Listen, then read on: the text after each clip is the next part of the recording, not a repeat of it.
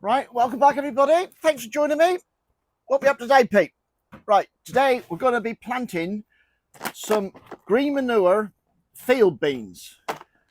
That's them, looking all beanie. The reason I'm doing that, it was recommended by Jim, old Jim Stormcrow. Thanks, Jim. I've got a bit of fallow ground that was rough as rats. I'm on very heavy clay here, and all through the summer, I've been working in organic matter, tons of horse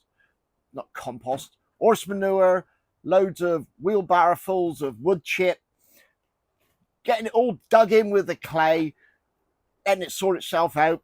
And on top of that, all summer, I've been putting everything that I'd normally put in the compost heap. But now I've managed to build a compost heap.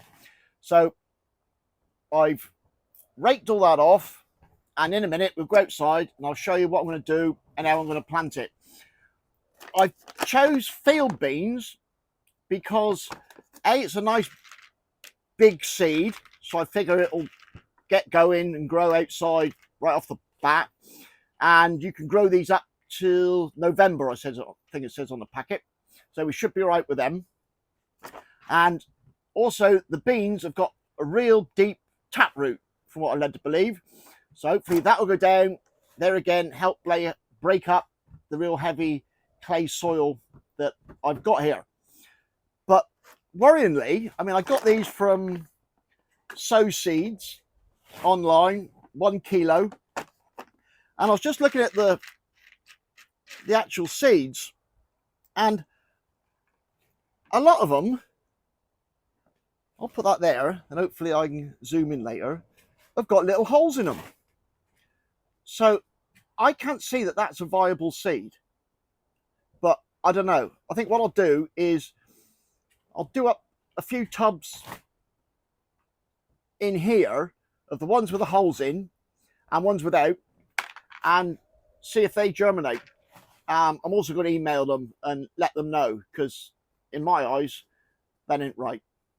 So that's what we're going to do today. Green manure, field beans, rough bit of ground. It's about 2.5 meters to 5 meters. So let's get out there and get on with it. Right, so this is a bit of ground I got. Like I said, I've worked it over with this Teradix fork. It's a broad fork, tines 10 inches long, really thick in that direction, so you're not going to bend it. And what I've been doing is just putting it right in, loosening it up like that, breaking the pan as I go. So I'll go over it one more time like this, and then pull down some lines, plant the beans. Beauty. Right. Do you ever get halfway through a job and you think, I probably shouldn't be doing this. This ain't right. I thought this would be dead easy. Put out a string line, hoe down a row. No, this ground is still rough as a badger's ass. It really is. And you got to plant these about 2.5 inches deep. And it was just trying to pull a hoe down, wasn't going to have it. So I'm resorting to this stupid little edging shovel thing. I don't even know where I got this from. And what I'm doing is pushing down like that and giving myself, see, look at that. What good's that? That's just a big lump of clay. Hey, it's all part of the fun. This ground will be good.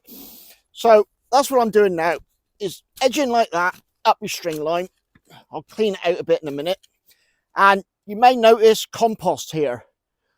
What I'm doing, just to try really, every other row I'm backfilling with compost, just to see if that'll help with them germinating up through. The other rows I'm backfilling just with the soil that's coming out, and we'll see how we get on. Rows are 8 inches apart, and they said plant the beans 4 inches apart, but I'm proper paranoid now about the germination rates. So I'm putting them about 2 inches apart, and we'll just see what comes up, if anything. So wish me luck. Once I put the compost down, I've just tamped it down with a rake just to try and see if it'll grow. I'm not holding up any hopes. But anyway, I'm going to crack on because it's going to piss down rain in a minute. And hopefully, let's be positive here. In a few weeks' time, we'll have a lovely crop of field beans. And I'll be going, panicked over nothing. Typical Pete. Right, so that's it. 8 inches apart, 2.5 inches deep. And it's in the lap of the gods. Bit embarrassing using this.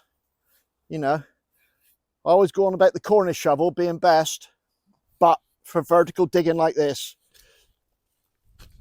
I'm afraid this is better.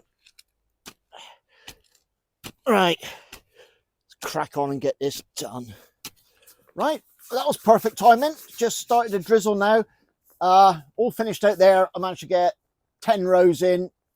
I will be covering them with either a fleece or a net. I'm not too sure which yet, because apparently the birds and the mice likes to dig in there and dig them up.